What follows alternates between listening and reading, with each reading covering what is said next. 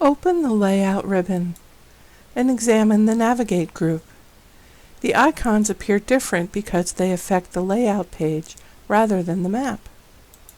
Click the Navigate tool and try to zoom and pan the map.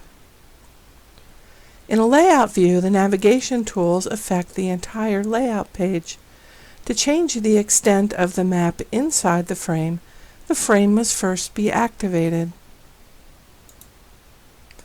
In Contents, right-click the Hazards Map frame and choose Activate.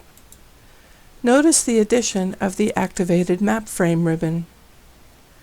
Click the Map ribbon and use the Explore tool or the Navigation tools to enlarge the hazards map so that Washington and Oregon are centered in the frame and fill the space. Recall that a right-click drag provides a continuous zoom function. When satisfied, choose Activated Map Frame, Layout, Map, Close Activation.